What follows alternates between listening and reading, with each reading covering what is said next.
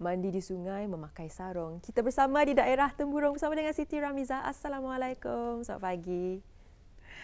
Waalaikumsalam warahmatullahi wabarakatuh, Hani dan juga Dini. Selamat pagi. Selamat pagi Ramiza. Kelihatan sungguh ceria sekali hari ini Ramiza. Manis senyuman hari ini. Apa rahsianya ni? Sentiasa kelihatan ceria, sentiasa kelihatan manis di kaca TV. Mungkin dapat dikongsikan. Mungkin secara peribadi dapat saya kongsikan sentiasalah berfikiran positif ya. Kerana hari-hari yang Ketani tempuhi itu Ketani akan mengetahui adakah perancangan yang Ketani lakukan itu akan menjadi ataupun tidak menjadi. Tetapi apa yang paling penting untuk Ketani sentiasa positif, dari sanalah mengeluarkan aura yang positif. Memang kami pun terasa ya aura positif daripada Siti Ramizah, dan satu kata-kata mutiara yang memberikan inspirasi juga untuk Ketani dari positifnya datang ke daerah Temburong sampai kemari di Bandar Sebegawan. Betul. Itu positif yang baik yang harus ada. Kita ni berfikiran positif. Tapi Tani harapkan jangan Tani kerana positif COVID-19. Tapi kalau positif COVID-19 anda dapat ikut saja peraturan telah dikenakan oleh pihak kerajaan dalam sama-sama Tani mengawal penularan wabak COVID-19. Mindset kita ni positif, namun ART harap-haraplah negatif. Baiklah, kita serahkan ke daerah Temburong bersama dengan Siti Ramizah, ingin mengetahui apakah yang akan disampaikan bahan-bahannya untuk hari ini. Jadi kita persilakan. Silakan. Baiklah, terima kasih rakan setugas. Bismillahirrahmanirrahim. Assalamualaikum warahmatullahi wabarakatuh. Alhamdulillah, Auda, kita dipertemukan lagi pada hari ini, hari Jumaat, hari yang penuh berkah penghulu segala hari, 18 November 2022 Masihi. Ingin kita kongsikan sebetulnya ya, keadaan cuaca di sekitar kawasan Pekan Bangar pada pagi ini berada dalam keadaan yang baik dan cerah, dan dapat kita kongsikan juga yang mana kita dapat melihat ya para penduduk kampung yang sedang melakukan aktiviti riadah pada pagi ini, dan mereka melakukan aktiviti berjoging dan juga berbasikal di bahu jalan raya. Jadi apa yang kita harapkan agar Auda semua berada dalam keadaan yang selamat ya. Dan Auda seperti biasa dalam pertemuan kita akan ada info semasa dan juga bahan visual yang akan kami kongsikan bersama.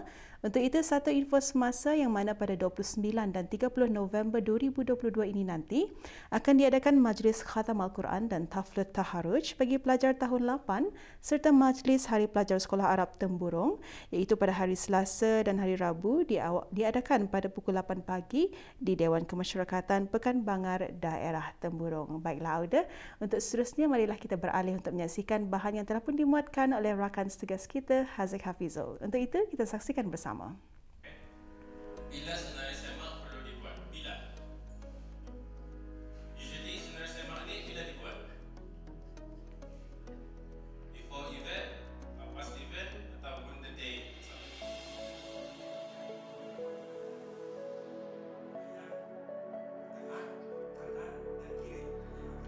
Persatuan Society of Community Outreach and Training, yakni SCOT, telah membuat sesi kongsi samar bersama belia dan pemimpin belia.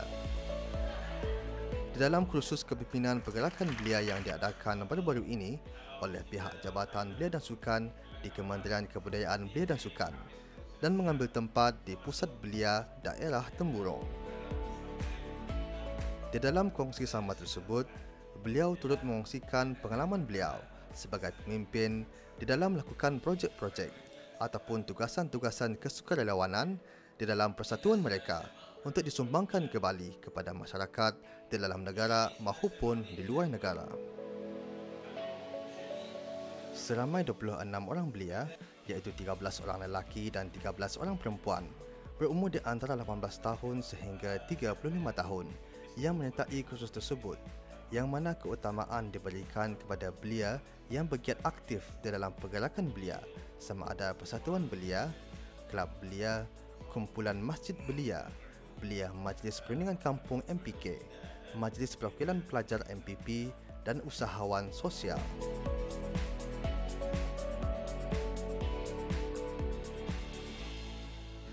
Sememangnya menjadi seorang pemimpin ini bukanlah satu tanggungjawab yang sangat mudah. Pelbagai cabaran, dugaan dan tanggungan yang perlu dipikul, dipeduli dan dihadapi. Namun, ianya bukan dijadikan sebagai alasan untuk tidak mempunyai keberanian untuk menjadi sebagai seorang pemimpin, kerana setiap masalah pasti ada jalan penyelesaiannya. Alhamdulillah, dengan ada program ini ianya dapat membantu diri saya untuk menjadi pemimpin muda belia yang lebih proaktif dan menjadi agen belia yang siap siaga untuk masa hadapan. Dan juga dengan adanya program ini, ianya dapat membantu saya untuk berkenalan dengan organisasi yang bukan kerajaan yang lain untuk sama-sama menjayakan Wawasan Brunei 2035.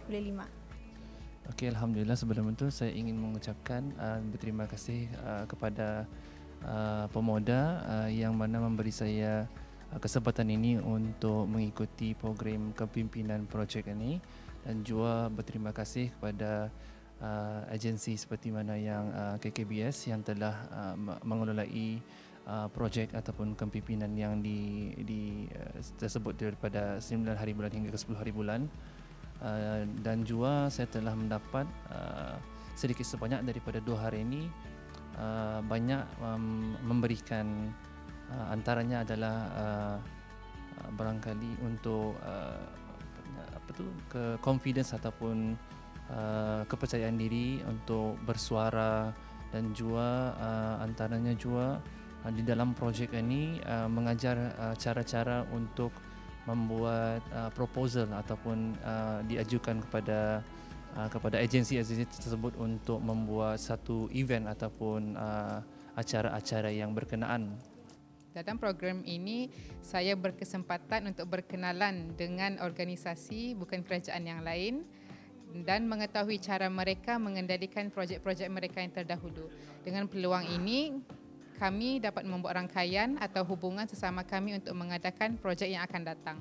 Dan yang kedua, dalam kursus ini juga saya memperolehi maklumat yang lebih terperinci dalam membuat persiapan kertas kerja untuk mengendalikan sesuatu projek.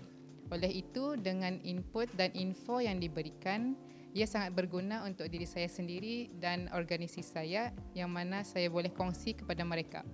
Dengan ini juga saya menyuruh para belia di luar sana untuk lebih aktif bersama-sama dalam merealisasikan Wawasan Negara 2035. Report itu apa? Untuk apa? Report, ya? Wawasan belia adalah seiring dengan Wawasan Brunei 2035 kerana belia adalah aset berharga yang berperanan penting bagi kejayaan Wawasan Brunei 2035. Mereka perlu siaga memacu dan memimpin ke arah pembangunan dan kemajuan negara, dan juga menjadi agen siaga perubahan masa hadapan dalam semua pembangunan negara secara inklusif demi mencapai Wawasan Negara Brunei Darussalam 2035.